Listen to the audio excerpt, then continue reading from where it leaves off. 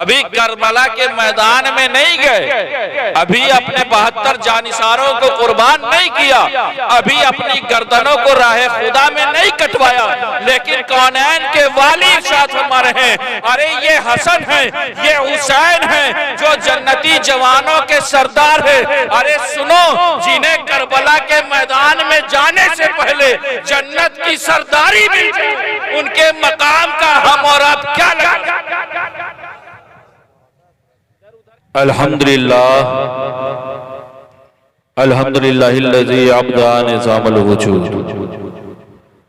वख्तरा माहियातिल अशियाए बिमुक्तज़ल जूद वंशा बिकुदरती अनवाइल जवाहिरिल अक़लिया वाफ़ादा बिरहमती अजरामिल फलकिया वस्सलातु वस्सलामु अला ज़वातिल अनफुसिल क़ुदसिया अल-मुनज़्ज़हतु अनिल कुदूरातिल इंसिया खुसूसन अला सय्यिदना व मौलाना मुहम्मद व अला आलिहि व अस्हाबि ताबीन लिल हुज्जति वल बय्यिनात। फ़अऊज़ु बिल्लाहि मिनश शैतानिर रजीम, बिस्मिल्लाहिर रहमानिर रहीम। कुल ला असअलुकुम अलैहि अजरन इल्लल मवद्दता फिल क़ुरबा।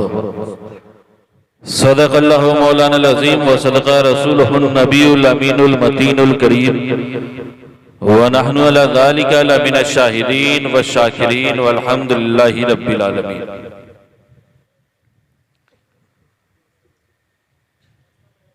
काफी देर से हम और आप नात, मनक़बत, तकरीर सब कुछ सुन चुके हैं। सुना है आपने? बोलेंगे? वक्त तो बहुत हो चुका है ना। मैंने भी सोचा था मैं कुछ और बोलूंगा, लेकिन एक बयान के बाद फिर मुझे इस बयान को सुनना, कहना पड़ रहा है। अपने सोचकर कुछ और आया था, लेकिन इंशाअल्लाह अपने असलाफ और अपने बुजुर्गों की निस्बतों का सहारा लेकर कुछ और बोलने की कोशिश करूंगा। सुनेंगे आप? रात बहुत हो गई है ना? रात बहुत हो गई। हाँ, अल्लाह करे हम सोए लेकिन हमारा मुकद्दर न सोने पाए। हम सोते रहें और हमारा मुकद्दर जागता रहे तो कामयाबी है ना। हाँ, और आज की इस रात में अल्लाह और उसके रसूल की बात सुनने के लिए हम और आप जमा हुए। बातें बहुत लंबी हैं, वक्त कम है और बात ज्यादा है। मुख्तसर से वक्त में मैं अपने हवाले से बस ये कहूंगा कि मुख्तसर सी मेरी कहानी है, मुख्तसर सी मेरी कहानी है, जो भी है इनकी मेहरबानी है। मुख्तसर सी मेरी कहानी है, जो भी है उनकी मेहरबानी है। और जितनी सांसों ने उनके नाम लिए, या रसूल, जितनी सांसों ने तेरे नाम लिए, अरे बस वही मेरी जिंदगानी है, बस वही मेरी जिंदगानी। एक मर्तबा हुसूल बरकत के लिए, तलब अमन आफियत के लिए, तमाम आफात और बलैयात से हिफाजत के लिए, जिंदगी की किसी एक रात अपने आका की रुखे नूर की जियारत के लिए दुरूद पाक का नजराना पेश करार पढ़े बाबा से बुलंद। अल्लाहुम्मा सय्यिदना मौलाना मुहम्मद व अला आलि सय्यिदना मौलाना मुहम्मद।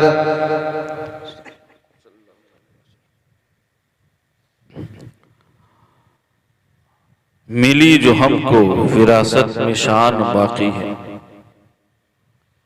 मिली जो हमको विरासत में शान बाकी है, वही उरूज वही आन बान बाकी है, वही उरूज वही आन बान बाकी है। और वो यजीद था जो मिट गया जमाने से,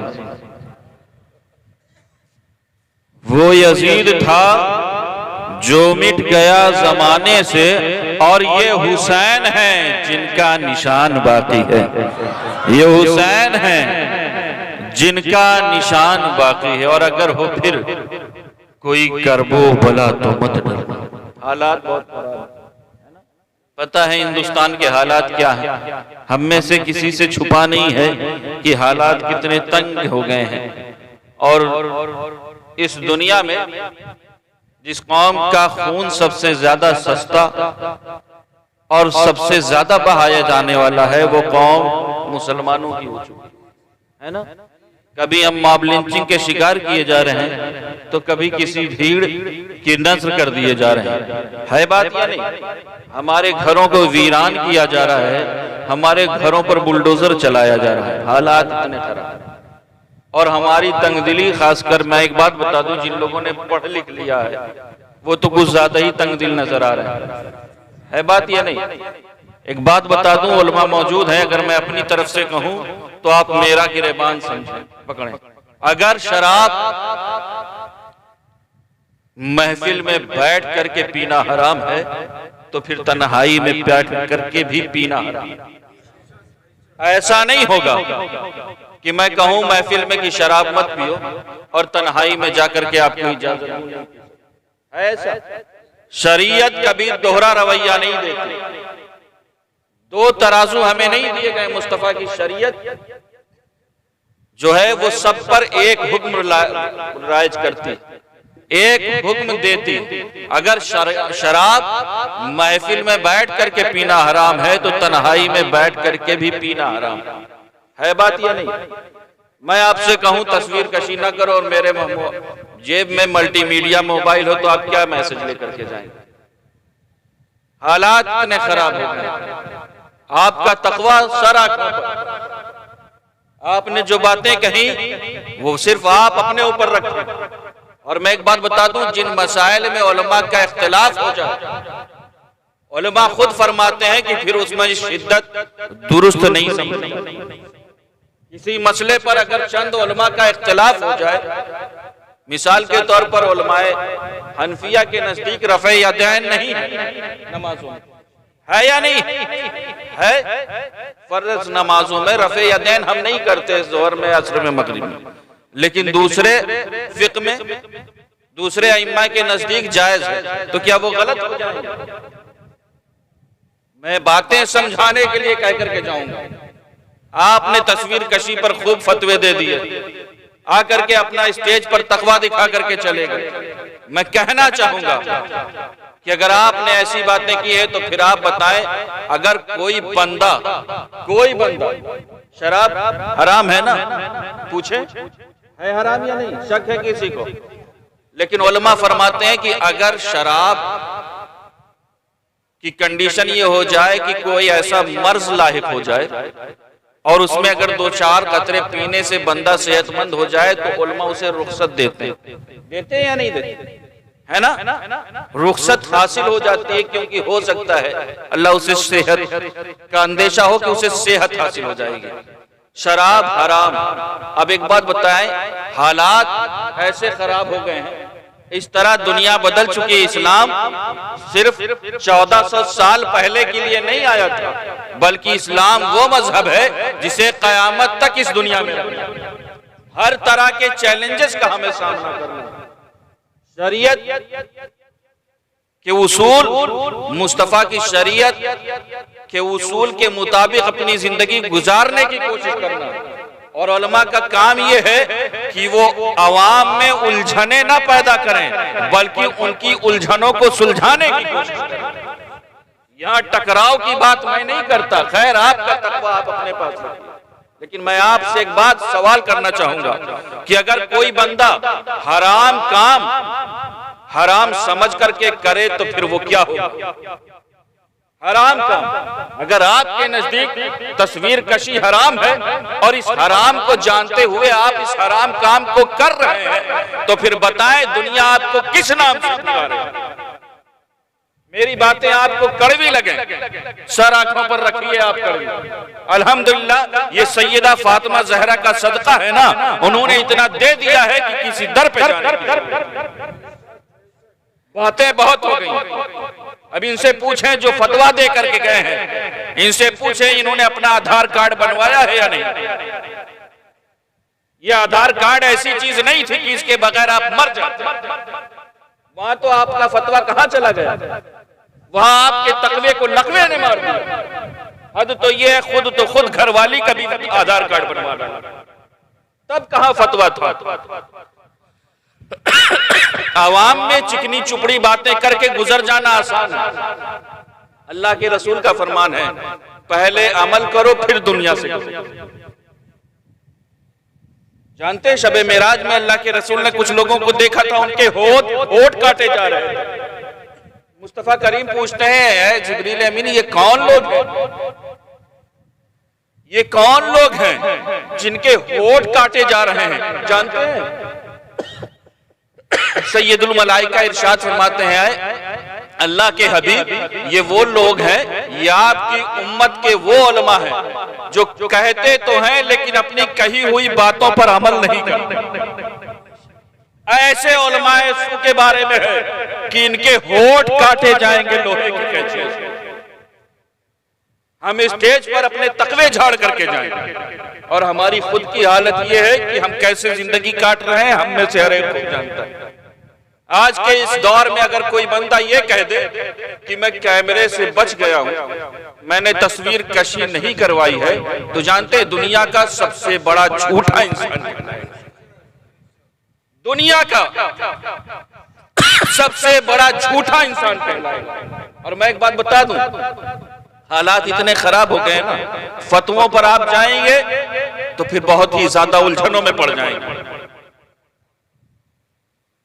मैं कहना चाहूंगा, आज के दौर में इंसान जब घर से बाहर निकलता है ना, मार्केट में भी आप किसी दुकान पर सामान खरीद रहे होते हैं, वहां भी आप कैमरे की नजर में, बैंक में आप पैसे जमा करने गए, वहां भी आप कैमरे की नजर में हो गए। और अब तो हालत यह है कि आपकी आंख खुली नहीं, बच्चे की आंख खुली नहीं, जिस हॉस्पिटल में उसने आंख खोला उसी हॉस्पिटल में कैमरे की नजर में। अब अगर आप कैमरे से बचना चाह रहे हैं तो सिर्फ आपका एक मकाम है, मैं ये भी नहीं कहता जंगलों में चले जाए, क्योंकि जानते हैं गवर्नमेंट ने जंगलों में भी ड्रोन कैमरे लगा रखे हैं, ड्रोन कैमरे, ताकि वो देखे कि आपकी एक्टिविटीज कहीं मुल्क विरोधी तो नहीं है, कहीं जंगलों में बैठ करके आप देश के खिलाफ षड्यंत्र तो नहीं कर सकते।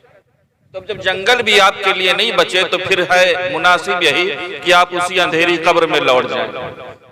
लिहाजा जरूरत इस बात की, हम कहें कुछ तो उसके कहने से पहले हमारा अमल क्या है, हमारा कैरेक्टर क्या है।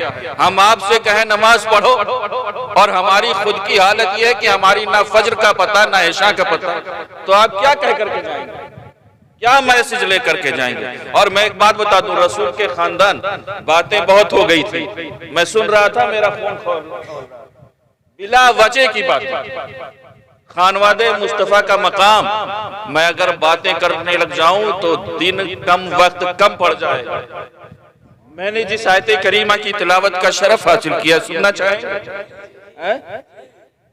अल्लाह रब्बुल इज्जत इरशाद फरमाना, कुल ऐ महबूब आप फरमा दें,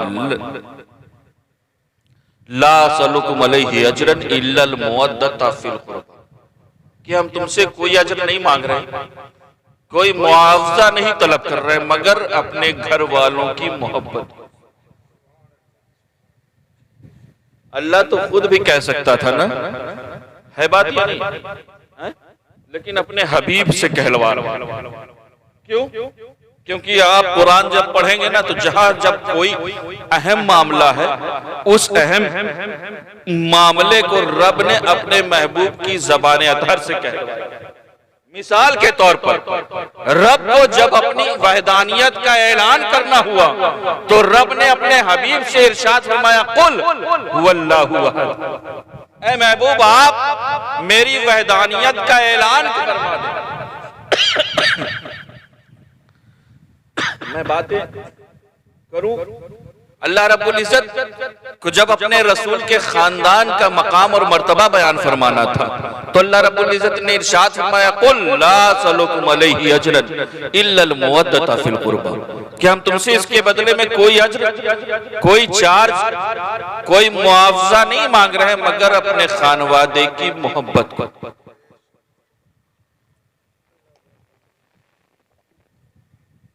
इल्ला हर्फ इस्तिस्ना है, उलमा से आप सुन चुके हैं।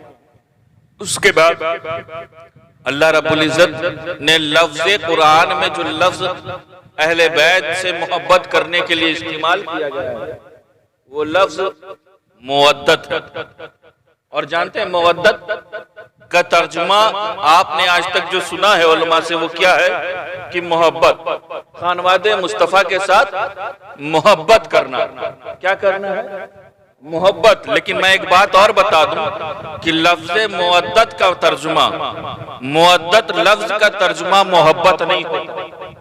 ये सिर्फ आपको समझाने के लिए, ये सिर्फ तकरीब फहम के लिए, वरना हम जब जमाने की तरफ देखेंगे तो हमें फिर नजर आता है कि मोहब्बत सच्ची भी होती है और मोहब्बत झूठी भी होती है, मोहब्बत कम भी होती है और मोहब्बत ज्यादा भी होती है, मोहब्बत नुकसानदेह भी होती है और मोहब्बत फायदेमंद भी होती है। मोहब्बत कभी दुनिया की दौलत आपके दामन में समेट लाती है और मोहब्बत कभी घर बार छुड़ा देती है। मोहब्बत कभी रुसवाए जमाना साबित हो जाती है और मोहब्बत कभी मेराजे बंदगी बन जाती है। लेकिन रब ये चाहता है कि खानवादे मुस्तफ़ा के साथ, मौला अली के साथ, हसनैन करीमैन के साथ, हजरत फातिमा जहरा के साथ मोहब्बत न की जाए बल्कि मुवद्दत की जाए।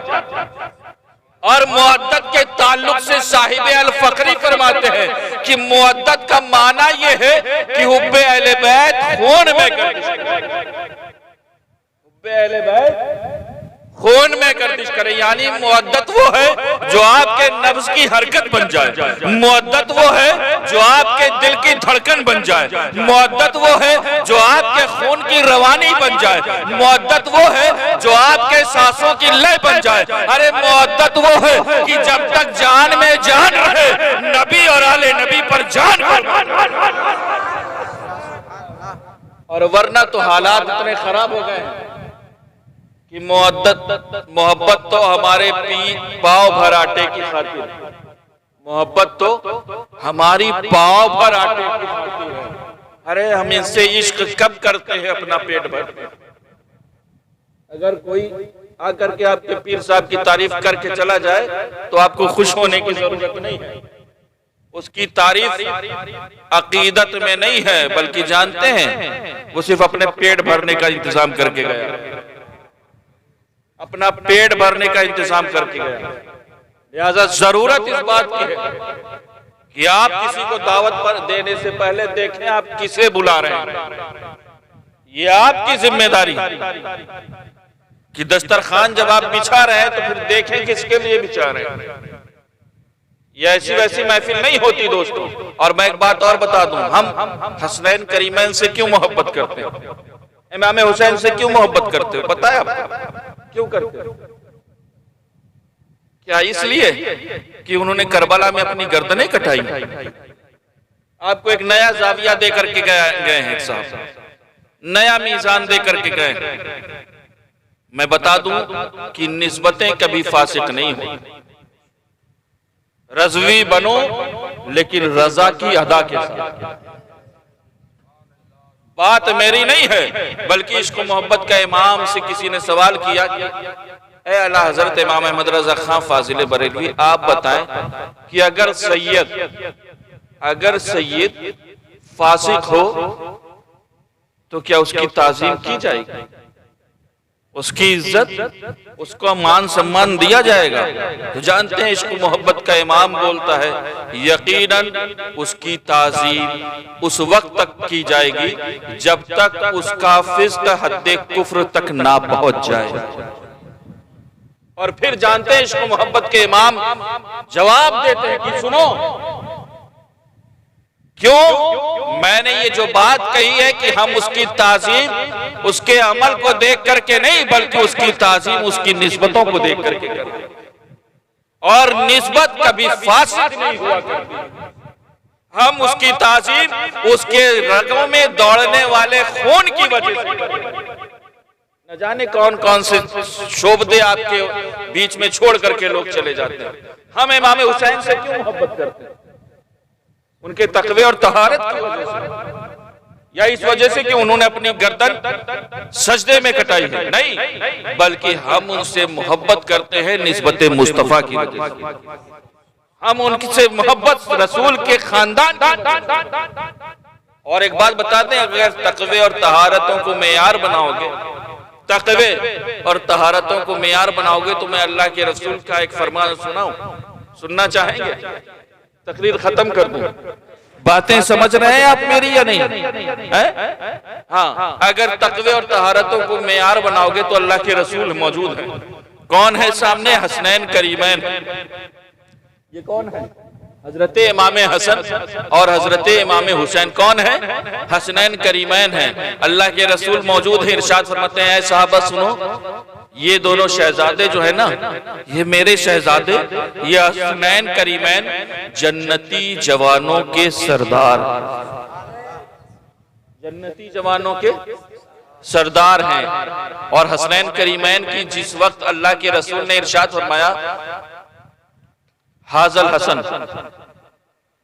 व हुसैन, ये हसन और हुसैन सैयदा शबाब अहलिल जन्नत, जन्नती जवानों के सरदार, जन्नती जवानों के सरदार हैं। जानते हैं जिस वक्त इनको सरदारी मिली, उलमा मौजूद है, इनसे पूछे, जिस वक्त अल्लाह के रसूल ने ये ऐलान फरमाया, उस वक्त हजरत इमाम हुसैन की क्या उम्र थी, इमाम हसन की क्या उम्र थी? जानते हैं क्या उम्र थी?